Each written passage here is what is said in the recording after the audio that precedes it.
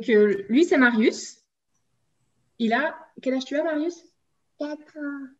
Alors, moi, c'est Anne-Sophie. Je suis la maman de Marius, qui a donc une arthrite juvénile depuis qu'il a 15 mois. Moi, je suis Alexandre, le papa de Marius, voilà, qui a une arthrite juvénile idiopathique, systémique, pour préciser. À 15 mois, c'est le diagnostic qui a été posé, même si quelquefois on a des incertitudes, puisque le diagnostic d'arthrite juvénile est certainement toujours là, mais il a des fois mal à une articulation, des fois à plusieurs, alors ça rend les choses pas toujours très claires pour nous. L'annonce, ce diagnostic, eh ben, on s'en souvient, je dirais, comme si c'était hier. On est rentré dans un bureau avec la présence de 3 médecins. Donc, déjà, là, on s'est dit, oulala, ça doit être quelque chose d'assez grave. Et en fait, quand ils nous ont annoncé que Marius avait potentiellement une arthrite juvénile, en fait, on a été soulagés. Ça a déjà été le premier sentiment. Alors, soulagés, pourquoi? C'est un peu bizarre, mais parce qu'on mettait enfin des mots sur tous ces mots qu'il avait pour la peine depuis quelques mois. Donc, on avait enfin des réponses. Et puis, derrière le soulagement, s'en est suivi forcément des inquiétudes. Des questions, beaucoup de questions, parce qu'on vous balance beaucoup d'informations durant du coup, pour la peine l'annonce. On est resté à peu près 2 heures avec ces 3 médecins à discuter sur le pourquoi, qu'est-ce qu'il allait se passer après, quel traitement on allait mettre en place, et puis d'autres questions qui fusaient dans nos têtes un petit peu mélangées. Et puis soulagé, puis aussi une part de colère, je dirais, parce que pourquoi lui, il avait que 15 mois à l'époque, c'était pas vraiment quelque chose de juste. Il faut se dire aussi que le soulagement, il arrive aussi du fait qu'avant le diagnostic, il y a beaucoup de maladies qui fusent. Leucémie, problème, je ne sais plus exactement le nom, mais au niveau du sang, des choses plus ou moins graves qui, en fait, créent beaucoup de stress dans toute cette incertitude. Et donc, en effet, quand on vous dit arthrite juvénile, sur le premier moment, on se dit, c'est pas grand-chose. Donc, un petit soulagement. Et après, bien sûr, il y a les questions où on cherche ce que c'est, on se documente, on nous explique, et surtout après, on vit ce que c'est réellement. Et c'est là où les choses changent un petit peu. Mais oui, sur les premiers instants du diagnostic, c'est un petit peu le sentiment qu'on a vécu. Il a une enfance avec une relation avec les autres qui peut être normale, parce que il a des copains, des copines, il a déjà une amoureuse. Mais si on veut parler un petit peu de la maladie, il cache tout. À l'école, personne ne se rend compte de rien. Il peut courir comme un lapin partout dans la cour et arriver à la maison, se tordre de douleur en disant qu'il a mal et qu'il a besoin, par exemple, de Doliprane ou autre. Donc, il cache énormément de choses à l'école, mais il a quand même il a des amis, il s'amuse, il essaye de faire tout comme les autres. Il fait du sport, il adore le vélo.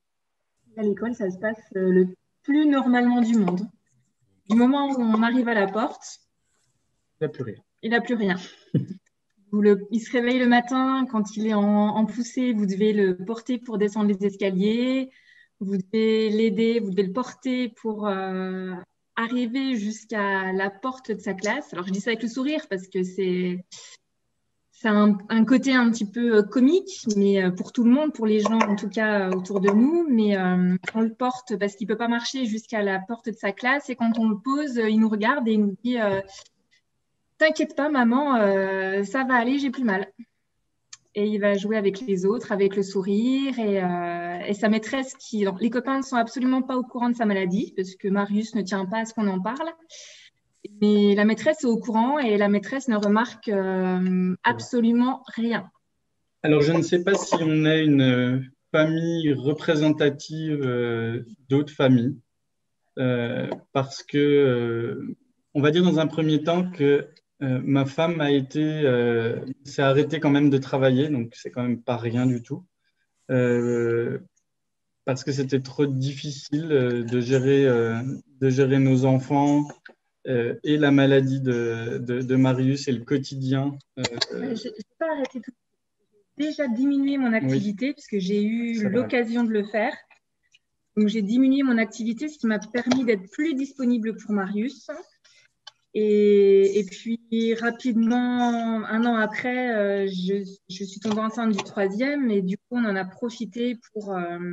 ai profité pour prendre un congé parental qui nous a facilité, on ne va pas se mentir, grandement la vie.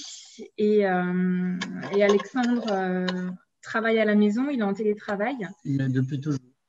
Pas depuis toujours.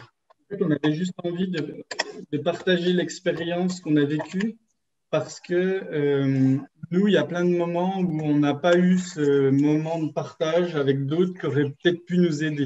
C'est une maladie rare, c'est une maladie qui ne se voit pas forcément parce que tant que votre enfant marche, j'ai envie de dire, ou une activité comme un autre enfant, vous ne la voyez pas. La douleur, des fois, elle est vraiment intériorisée et il n'y a pas forcément quelque chose de visible. Du coup, on n'a pas beaucoup de soutien, entre guillemets. On n'a pas trouvé de soutien auprès de parents, je ne peux pas dire classiques, mais vous allez vite comprendre derrière, de parents qui n'ont pas d'enfants comme Marius. Parce qu'en fait, personne n'a compris ce qui nous arrivait. Alors nous, le soutien vraiment indéfectible qu'on a reçu, c'est au travers de l'association Courir, qui dès le départ nous a donné un livre d'explications des débuts de la maladie, la progression de la maladie, les traitements, les effets secondaires possibles, l'avenir aussi de nos enfants, quel avenir on pouvait espérer, quelle prise en charge particulière pouvait être mise en place. Il y a eu le livre d'information des parents, il y a des BD pour les enfants, il y a eu un livret d'information aussi pour l'école réalisé par l'association qui est absolument qui dit tout, je trouve qu'il dit beaucoup de choses. Et surtout, il y a les échanges avec les parents sur Facebook qui sont vraiment essentiels parce que c'est une mine d'or. Les témoignages des parents, c'est une mine d'or. Il y a des fois des choses dont les médecins n'ont pas conscience. Ils vous disent, bon non, ça c'est bizarre, ça ne doit pas être la maladie. L'effet secondaire de ce traitement-là, oh non, c'est pas connu. Et en fait, quand vous allez discuter avec votre parent, vous vous rendez compte qu'en fait, votre enfant, il présente des effets secondaires comme tel autre enfant. Les parents, de vivre leur enfant au quotidien, en savent parfois beaucoup plus que les médecins et ça a une petite connotation rigolote, mais en tout cas, au quotidien, c'est des témoignages qui nous ont beaucoup, beaucoup apporté.